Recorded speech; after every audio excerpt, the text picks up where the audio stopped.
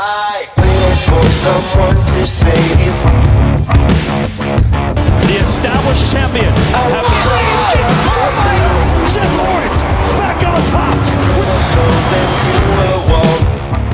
In 1972, a rock concert promoter decided to dump hundreds of truckloads of dirt inside the Los Angeles Memorial Coliseum. Not because motocross needed it, because he thought he could sell it. The sport lived on farms and muddy hillsides. It belonged to Europeans. It belonged outdoors. And now some showman wanted to cram it into a concrete bowl and call it the Super Bowl of motocross. Riders thought it was a gimmick. Purists said it would embarrass the sport. Promoters quietly expected a disaster. Then a 16-year-old kid beat the best riders in the world, and 30,000 people lost their minds. And once it worked, there was no going back. You have to understand the landscape of motorcycle racing in the early 1970s to really get why Supercross was such a massive gamble. Back then, if you wanted to see the best riders in the world, you were driving out to a farm in the middle of nowhere. The sport was rugged, it was rural, and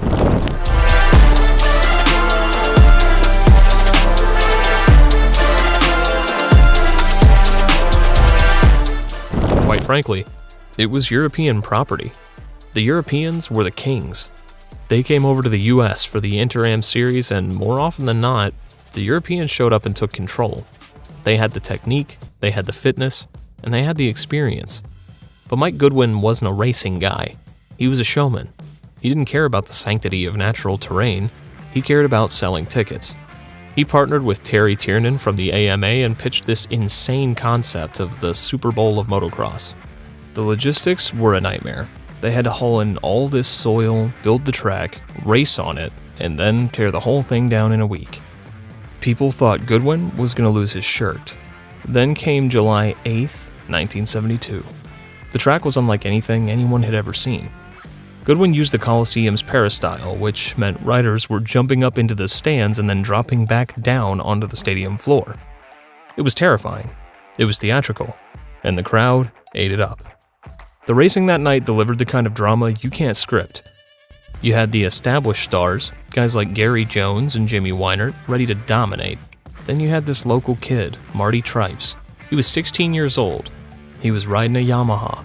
He went 2-2-2 in the 3 motos to take the overall victory. That victory exposed how different this new arena really was. The tight confines and the technical jumps neutralized the European advantage. It created a pressure cooker that the Americans thrived in. The success of that single night in Los Angeles birthed the name Supercross, a mashup of Super Bowl and motocross. The AMA saw the dollar signs immediately. By 1974, they sanctioned the first stadium series, the Yamaha Super Series, the forerunner of what became the AMA Supercross Championship. It wasn't the 17-round marathon we have today. It was short, maybe 2 or 3 rounds depending on the year, hitting spots like Daytona and the Houston Astrodome. The first champion was Pierre Karsmakers, a Dutch rider on a Yamaha. It's funny when you look back on it. The series that was designed to showcase American style was won by a Dutchman in year 1. Karsmakers won because he was efficient. He rode with that classic European smoothness. But the writing was on the wall. The American riders were starting to figure out that stadium racing required a different approach. You couldn't just be fast on the ground. You had to be an aviator. By 1976, the sport was evolving rapidly. The promoters realized that the old 3-moto format, which was borrowed from traditional Grand Prix motocross, was too confusing for a casual fan sitting in the nosebleeds with a beer. They needed a crescendo. So, they changed the game. They introduced the format we recognize today: qualifying, heat races, a last chance qualifier, and 1 main event. This was a brilliant move. It turned the night into a story. You watched riders struggle through the heats, get desperate in the LCQ, and then line up for one final winner-take-all brawl. Enter Bob Hanna. Through traffic, Bob Hanna and Jim Weinert at Daytona. If Supercross needed a face in the late 70s, it got one in the Hurricane. Hanna wasn't technical in the modern sense. He was raw aggression. He rode the bike like he was trying to hurt it. From 1977 to 1979, he went on a tear that defined the era, winning 3 straight titles for Yamaha. Hanna was the first guy to really wrestle control away from the European influence permanently. He established that American style of high revs and hanging off the back of the bike. As we rolled into the 1980s, Supercross stopped being a novelty and started becoming a massive business. This is when the corporate money poured in. You can't talk about 80s Supercross without talking about Camel cigarettes. RJ Reynolds and Camel started showing up more and more at the stadiums, and by the end of the decade, they had their name on the series as the Camel Supercross Series. That tobacco money changed everything. It boosted the purses and created a polished professional image. They even had the Camel Challenge, a specialty race. You'd see riders like Jeff Ward and Jeff Stanton in cigarette ads. It was a different time. While the money was flowing, Honda was building a dynasty. Under the management of Roger DeCoster, Team Honda was unstoppable. They had the bikes and they had the talent. Look at the roster. David Bailey, Johnny O'Mara, Rick Johnson, Jeff Stanton. It was an embarrassment of riches.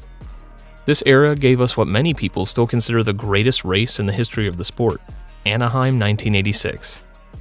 Early in the 86 season was a showdown between teammates, Rick Johnson and David Bailey. These two were total opposites. Bailey was the technician. He was precise, calculated, and looked like a robot on the bike. Johnson was the bulldog. He was flashy, charismatic, and aggressive. And takes it back again! That's the fourth time in a lap that we've had the lead changed! For 20 laps that night in Anaheim, they went to war. They passed and repassed each other relentlessly. It wasn't dirty. It was just hard, clean racing at the absolute limit. Bailey ended up winning the race, but Johnson would go on to win the championship. That rivalry defines the 80s. It raised the bar for what it meant to be a professional Supercross athlete. But the tracks were changing. They were getting steeper. The jumps were getting bigger. The bikes, however, were still 250 two-strokes. They were light, snappy, and loud. The suspension technology was trying to keep up with the track designers, but it was a brutal time to be a racer. Then came the 90s, and with it, a kid from the BMX tracks who would completely rewrite the physics of motorcycle racing, Jeremy McGrath. Before McGrath, the strategy for jumping a dirt bike was simple. Hit the jump, fly through the air, and land. McGrath looked at that and said, "That's too slow." Coming from BMX, McGrath understood something the other riders didn't. You can't accelerate when you're in the air. Time spent flying is time lost. So he started doing something that looked weird at first. He would stay low. He learned to scrub his speed on the face of the jump, soaking up the energy of the bike so he stayed close to the ground. While other riders were soaring 10 feet in the air, McGrath was 3 feet off the ground, getting back to the dirt sooner and getting on the gas earlier. It was a massacre. He could jump rhythm sections that other riders couldn't even figure out. In the air, you lose speed. So the idea is to take off the face as fast as possible and carry that momentum across the jump. McGrath was a rookie in the Premier 250 class in 1993. He was riding for Honda. He won immediately and didn't let go. He won 4 straight titles from 1993 to 1996. And it wasn't like he did all this without a fight. Jeff Emig became his main rival in the 1990s, famously stopping McGrath's bid for a perfect season at St. Louis in 1996 and proving that even the king could be beaten on the right night. But McGrath wasn't just a racer, he was Showtime. He brought the knack-knack to dirt bikes, a trick where he'd swing his leg over the bike mid-air. He did it while winning races. He made Supercross cool. He brought it to the mainstream in a way Bob Hanna never could. His career wasn't without drama, though. And fifth, out in front, earning his nickname as Showtime as he does the can-can. In 1997, things got weird. Honda introduced a new bike with an aluminum frame. McGrath hated it. He struggled with the handling.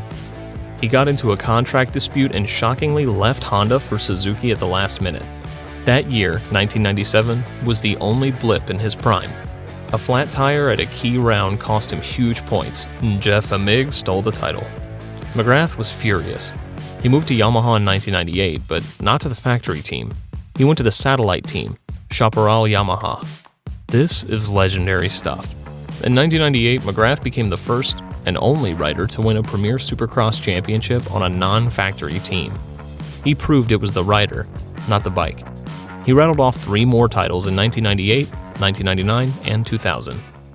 When he finally hung up his boots, he had 72 career wins in the Premier class and 7 titles. Those numbers are the holy grail. Even today, that 72-win record stares down every rider who lines up at the gate.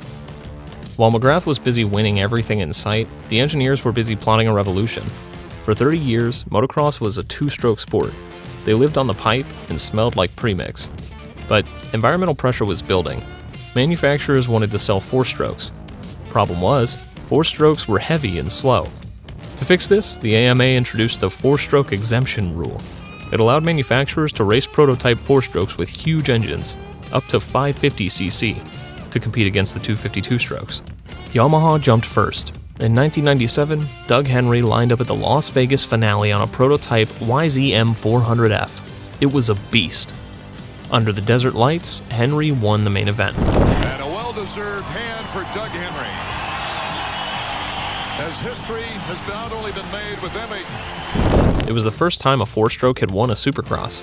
The sound was different, a deep, booming roar instead of a high-pitched whine. It took a few years, but the tide turned fast.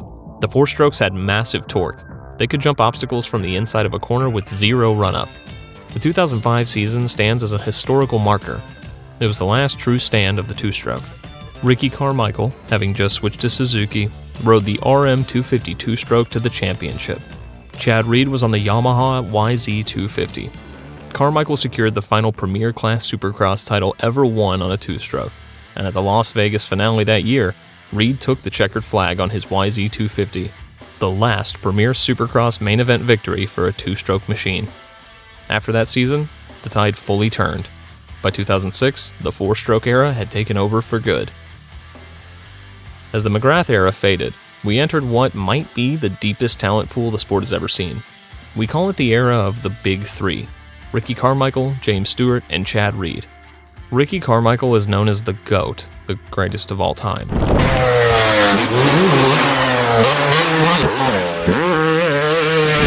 He was the anti-McGrath. He wasn't smooth, he was relentless. He trained harder than anyone else. His first full pro season was in 1997, and he just started winning everything. He won 5 Supercross titles. His switch to Suzuki in 2005 was huge because Suzuki had been struggling. People thought he was crazy to leave Honda, but he went there and won immediately, proving his worth. Then you had James Stewart, Bubba. James Stewart on his way to victory number 10 as he lights the candles up. McGrath showed riders that staying low mattered. Stewart turned that idea into a weapon. He created the Bubba Scrub, laying the bike completely flat sideways of the face of a jump to stay lower than seemed physically possible. Stewart was arguably the fastest rider to ever touch a motorcycle, but he was volatile. It was checkers or wreckers. His rookie 450 season in 2005 was a disaster of injuries, including a broken arm in Phoenix, but the speed was undeniable. The rivalry between Stewart and Carmichael was intense, famously spilling over at Unadilla in the outdoors where Stewart landed on top of Carmichael. And then there was Chad Reed, the Australian, the Iron Man. Reed when he's in the lead as opposed to when he's chasing it. Yeah, he ain't fazed by nothing. This guy is a champion. Reed was the grit in the gears. He didn't have Stewart's raw speed or Carmichael's fitness, but he wanted it more. He'd ride through injuries that would put other guys in the hospital. The tension between Reed and Stewart is the stuff of legend. It peaked in 2009. Carmichael had retired, so it was a straight duel for the championship. At the final round in Las Vegas, Stewart came in with the points lead. Reed needed chaos. He needed something to go his way. The racing got aggressive. Lines got tight. Contact happened. It was the kind of desperation you only see when a title is on the line. Stewart stayed upright, stayed composed, finished third, and secured the championship by 4 points. The bad blood didn't end there. 2 years later in Atlanta 2011, they found each other again. Stewart was leading on the last lap. Reed caught him in the corner and launched his bike into Stewart. They both went down. It was chaos. Ryan Villopoto rode past both of them to take the win. That crash perfectly summed up their relationship. Neither was willing to give an inch. When the dust settled on the Big Three era, the Ryans took over. Ryan Villopoto raced on the edge every lap. Riding for Kawasaki, he was aggressive and raw. And Villopoto claims his 35th career Monster Energy AMA Supercross FIM Championship victory. He hung off the back of the bike and steered with the rear wheel. From 2011 to 2014, he was untouchable. He won 4 consecutive Supercross titles. He didn't just win, he broke people's spirits. His main rival was Ryan Dungey. Mix between the two, and there goes Dungey. There's Here's the exclamation! Dungey was the nice guy, the professional. Dungey brought KTM their first ever 450 Supercross title. Dungey was called the Diesel. He never seemed to get tired, and he never made mistakes. He won 4 titles by simply being there every weekend on the podium while everyone else was crashing out. Then came Eli Tomac. Tomac's into Dungey! Dungey's off track! Where is he coming back? Where Villopoto burned bright and Dungey wore teams down, Tomac endured. For more than a decade, he was Supercross's constant. Blistering speed early, smarter racecraft later, in a career built on adapting when most riders faded out. Tomac wasn't just fast, he was dangerous everywhere. Late race charges, impossible lines, and a willingness to override the bike when others backed it down. Injuries slowed him, team changes reset him. In an era where Supercross primes got shorter, Eli Tomac stayed relevant and kept winning long after most riders were supposed to be done. As the racing got tighter and the margins got smaller, the promoters started messing with the format again. In 2018, they introduced the Triple Crown. Instead of one main event, the top riders raced 3 shorter main events in one night. The winner was decided by whoever had the lowest combined score. It was intense. It forced riders to get 3 perfect starts in one night. It punished mistakes instead of rewarding one clean race. The business side of things got rocky around 2022. For a long time, the AMA series was also the FIM World Championship. It was a marriage of convenience. But in 2022, they got a divorce. The FIM sold the World Championship rights to a group called SX Global, who started a competing series called WSX. This was a threat. WSX was offering huge money to pull in riders like Ken Roczen and Eli Tomac for races in the off-season. Feld Entertainment, the owners of AMA Supercross, had to respond. They joined forces with the outdoor motocross promoters to create a monster, the Super Motocross World Championship. Launched in 2023, SMX linked the indoor and outdoor seasons together.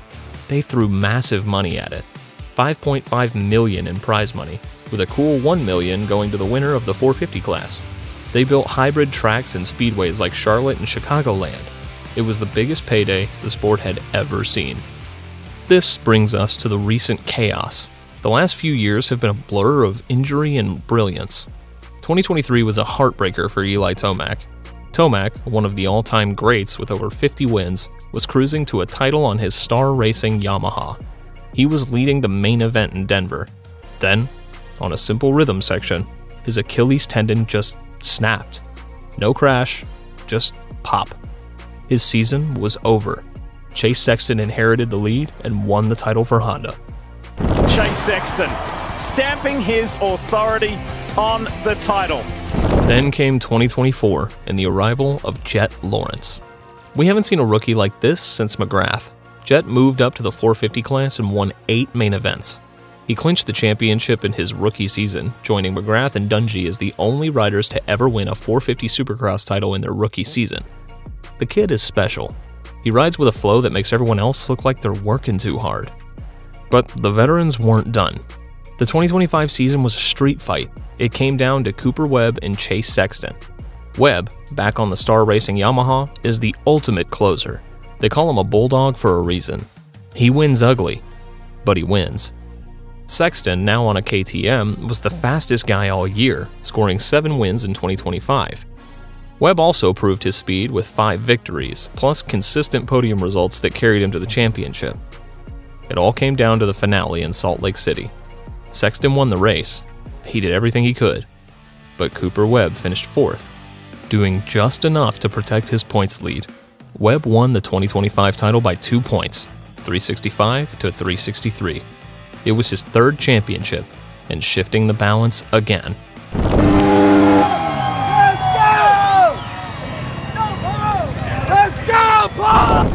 The sport that started with Mike Goodwin dumping dirt on a football field is now a global juggernaut.